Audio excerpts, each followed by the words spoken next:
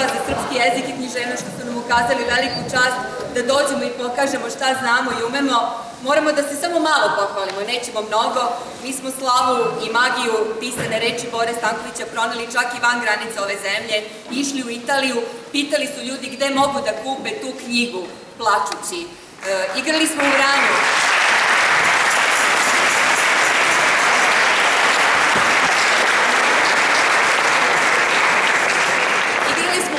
Na čuvenoj sceni pozorišta Bora Stanković, koje je nedugo zatim, nažalost, izgorelo.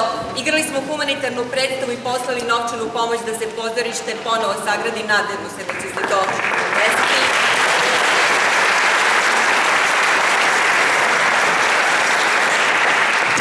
Osim Bore Stankovića, koji je naša najveća ljubav, jer ova predstava živi već punih 5, sad će 6. godina, ja moram da se pohvalim, tu su i glumci starije postave, oni su studenti Beogradskog univerziteta, raznih fakulteta i prava i drugih fakulteta. Molim vas, javite se, tu ste.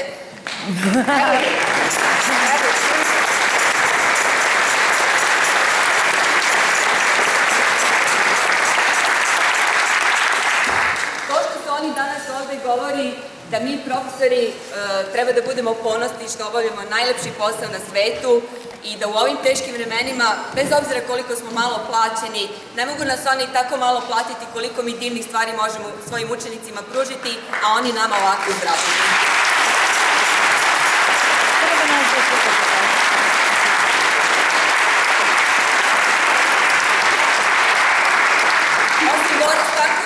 Radimo i druge klasike i srpske i naravno strane književnosti. Radili smo Antigonu, radili smo Borislava Mihajlovića Mihi za Rome i Juliju, ali Bora Stanković ostaje naša najveća ljubav i velika nam je čast što smo bili deo obeležavanja ovog značajnog jubileja tog velikog pisma. Hvala vam.